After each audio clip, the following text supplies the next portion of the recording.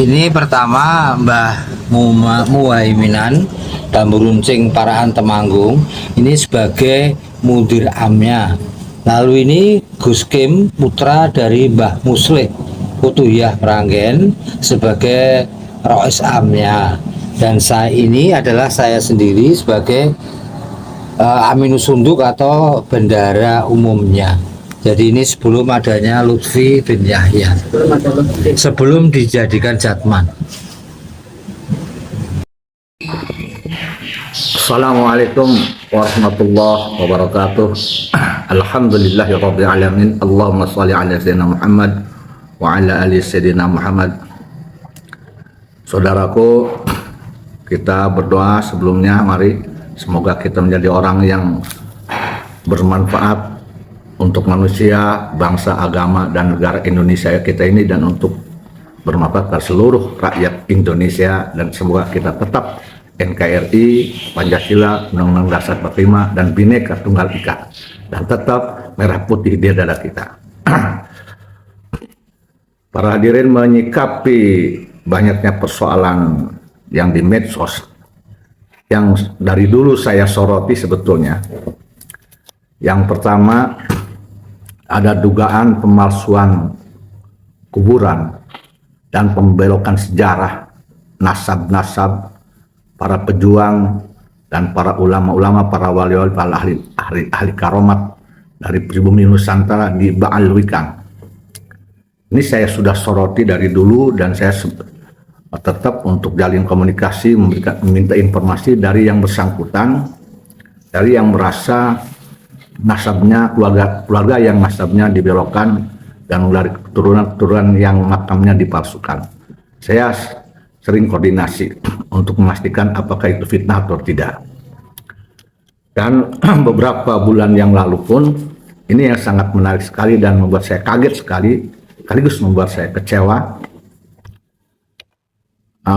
Telah datang seorang tokoh, saya tidak sebutkan siapa namanya, dari Jawa, seorang mursyid thariqah Qadiriyah wa Naqsyabandiyah. Beliau berkunjung ke gubuk saya menyampaikan sebuah informasi yang membuat saya sangat terkejut dan kaget. Beliau dulunya sebagai seorang bendahara dari Jatman, ya. Beliau menceritakan sejarah berdirinya Jatman dari awal mula, di mana kalau tidak salah itu sebagai ketuanya adalah Kiai Haji, mohon maaf ya kalau saya lupa ya, Kiai Haji Misbah ya. Beliau secara detail jelaskan kepada saya pendirian awal Jatman, siapa ketuanya, siapa wakil ketua, siapa bendahara, dan siapa sekjennya. Ulama tersebut yang datang ke saya, dan sekaligus juga mursyid tarekat Qadiriyah wa Naqsyabandiyah yang datang ke saya ketika itu, kalau tidak salah, kalau saya tidak lupa ya, beliau saat itu di Jatman yang baru didirikan itu menjabat sebagai seorang bendahara. Dalam perbincangan saya dengan beliau, beliau sangat merasa riskan dan risih tentang adanya dugaan pembelokan sejarah Jatman oleh oknum Baalwi. Ya, ini sangat membahayakan karena bicara Jatman ini adalah bicara thariqah. Bicara thariqah adalah bicara sebuah ilmu yang sangat tinggi untuk menjadikan seorang wusul kepada Allah Subhanahu wa ta'ala. Ini tidak main-main. Dan beliau pun ketika itu memberikan kepada saya foto-foto dan keterangan-keterangan yang ada di saya. Dan beliau siap untuk bertemu jika memang diperlukan untuk memberikan kesaksian-kesaksian. Juga beberapa ulama-ulama yang tahu sejarah berdirinya Jatman, yang terikat dalam pendirian tersebut, yang sekarang masih hidup, pun siap untuk berkoordinasi. Beliau tidak punya niat yang buruk, tetapi hanya ingin meluruskan sejarah Jatman yang sebenar-benarnya agar ini selamat dari dibelokkan oleh yang diduga oleh Oknum Ba'alwi. Para hadirin, saya tidak langsung serta-merta menyikapi informasi tersebut, laporan tersebut, tetapi saya meneliti, mengkaji, mencari informasi apakah informasi seorang mursyid tarekat tersebut, seorang kiai besar tersebut dari Jawa tersebut memang A1, karena saya tidak ingin terjebak oleh informasi buruk atau fitnah atau berakibat terpecah belahnya thariqah di Indonesia. Saya harus berhati-hati. Berbulan-bulan saya tafakur, mencari data, mencari bukti, mencari orang-orang yang memang tahu persis atas sejarah thariqah tersebut. Dan para hadirin, alhamdulillah, insya Allah, alhamdulillah hari ini saya sudah bisa sedikit menemukan titik terang, boleh dikatakan A1 sangat kuat. Memang benar informasi dari tokoh tarekat tersebut itu bisa dikatakan sangat benar 100%. Artinya kesimpulannya memang berdasarkan penelitian saya, penelusuran saya,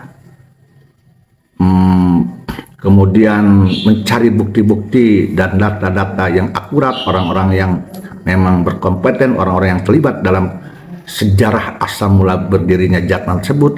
Jadi disimpulkan memang benar A1 diduga oleh saya, Jatman sudah dibelokkan oleh Oknum Ba'alwi.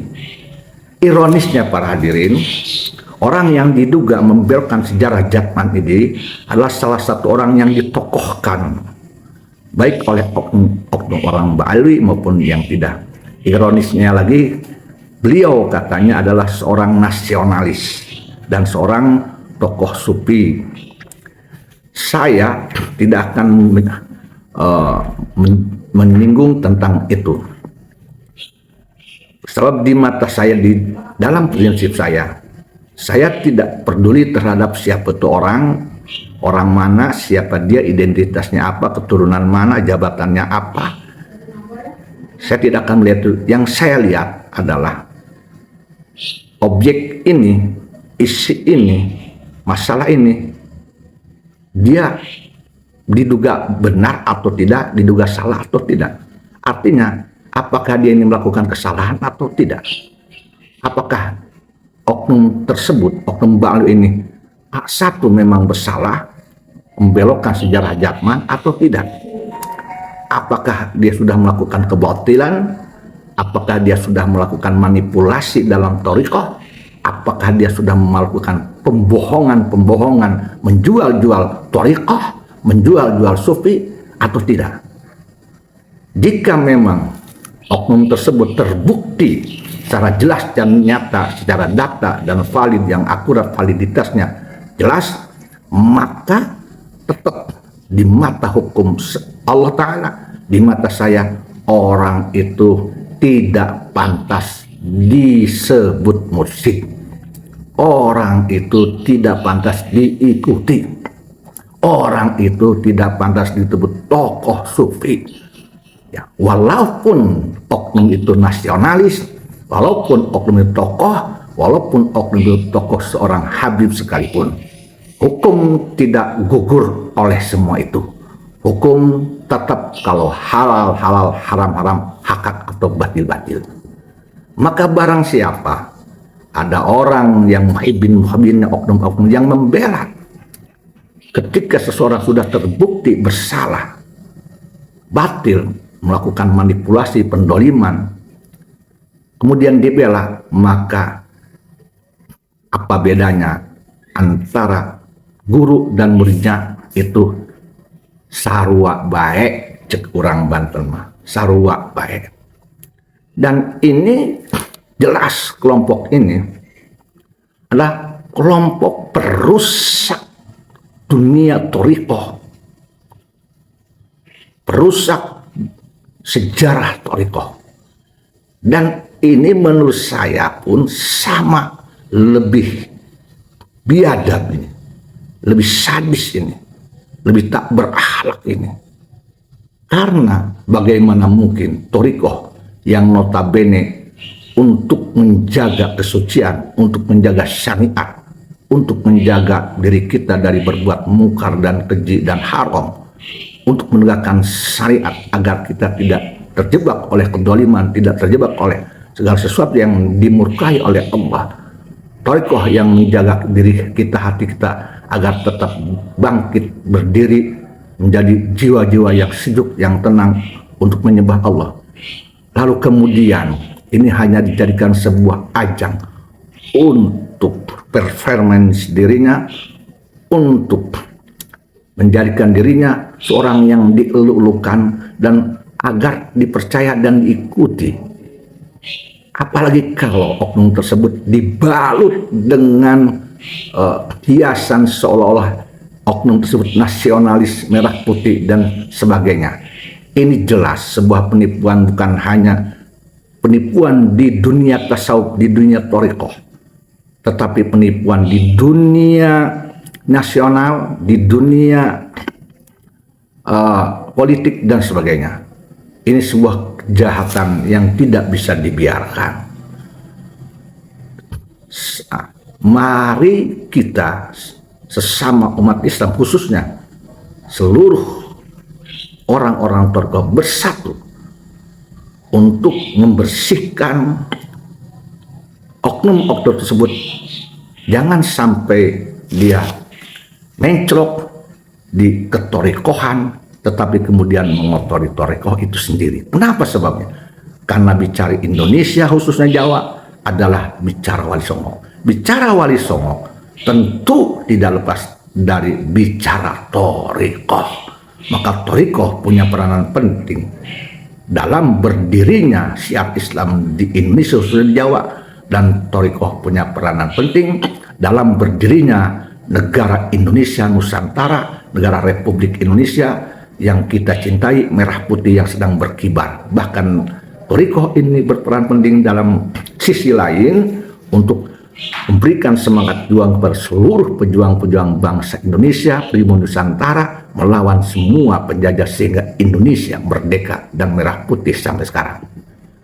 Maka oleh karena itu, jika ada oknum yang sengaja menclok membelokkan sejarah thariqah untuk kepentingan dirinya agar ditokohkan, agar disebut nasionalis, agar disebut merah putih, tetapi sesungguhnya diduga oleh saya mungkin dia itu justru perusak nasionalis, perusak merah putih, perusak dunia thariqah, karena sudah berani lancang membelokkan sejarah thariqah dan sudah merebut sejarah thariqah yang haknya didirikan oleh orang lain, kemudian diklaim thariqah atau yang digabung dalam jatman tersebut diklaim didirikan oleh dirinya. Jelas ini adalah perampokan thariqah yang tidak bisa dimaafkan kecuali dia bertobat. Semua orang yang berthariqah, khususnya berthariqah Qadiriyah Naqsabandiyah, menurut saya ini punya kewajiban untuk mencegah hal ini, untuk mengantisipasi hal ini. Karena ini adalah satu kewajiban agar menjaga tetap teguhnya kesucian mereka. Maka ketika kita berjuang untuk membersihkan kemurnian thariqah dan kemurnian organisasi thariqah itu sendiri, apapun itu namanya, entah jatman atau apa, maka seyogyanya kita tidak pernah melihat siapa status orang yang menjadi perusak thariqah. Maka siapapun dia, itu harus dibersihkan, harus dihindari, diantisipasi. Jangan sampai dia berkutat, berkecimpung dan nemplok di dunia thariqah. Saya pecinta jatman dan insya Allah saya salah satu juga pengurus Jatman. Oleh karena itu, kewajiban saya untuk menjaga kemurnian Jatman. Dan kewajiban saya juga untuk tetap menjaga pendiri-pendiri Jatman yang memang hak untuk disebut pendiri. Dan saya tentu harus mengantisipasi siapapun dia oknum yang mengaku-ngaku pendiri, mengklaim pendiri, kemudian menyingkirkan yang lain. Agar kesucian thariqah, kesucian dunia tasawuf ini tetap terpelihara, terjaga, dan juga agar persatuan kesatuan sesama ahli thariqah di Indonesia, persatuan kesatuan sesama ahli sufi di Indonesia juga di dunia internasional itu tetap dalam keadaan bersih tanpa dikotori oleh siapapun. Semoga juga dengan bersihnya Jatman ini dari oknumnya akan merusak Jatman dari dalam pun ini berpengaruh kepada persatuan kesatuan negara Republik Indonesia, menjadi penguat peneguh nasionalis siapapun orang yang berjiwa nasionalis, menjadi penguat peneguh bagi orang-orang yang berpancasila, berbineka tunggal ika. Sehingga juga tetap dengan bersihnya Jatman dari oknum tersebut, merah putih makin berkibar, Pancasila makin kuat, Bhinneka Tunggal Ika makin menjadi bingkai pemersatu di negara kesatuan Republik Indonesia. Demikian para hadirin. Yuk saya mengajak siapapun dia yang peduli terhadap thariqah, mari kita bergabung. Mari kita berbuat untuk thariqah, untuk dunia tasawuf, untuk bangsa, agama, dan negara Republik Indonesia, untuk merah putih, untuk Pancasila, Undang-Undang Dasar 45, dan untuk seluruh rakyat Indonesia. Nasionalis harus tetap ada di dada kita. Merah putih harus tetap ada di dada kita. Maka semangat juang untuk menjaga negara Republik Indonesia, menjaga persatuan kesatuan negara Republik Indonesia harus tetap kita jaga. Dan kita harus tetap bekerja sama dengan seluruh komponen penguat negara Indonesia, dengan TNI dan Polri dan seluruh ulama, dan dengan pemerintah untuk tetap Indonesia negara yang kita cintai. Semoga ini dikabulkan oleh Allah Subhanahu wa Ta'ala. Mohon maaf jika ada kata-kata yang saya yang salah, ada yang menyinggung. Saya minta ampun kepada Allah Subhanahu wa Ta'ala. Semoga Allah menolong kita semua. Dan semoga Allah Ta'ala pun memaafkan, mengampuni oknum yang diduga sudah membelokkan sejarah Jatman. Semoga Allah mengampuninya. Semoga Allah memberikan taufik hidayah.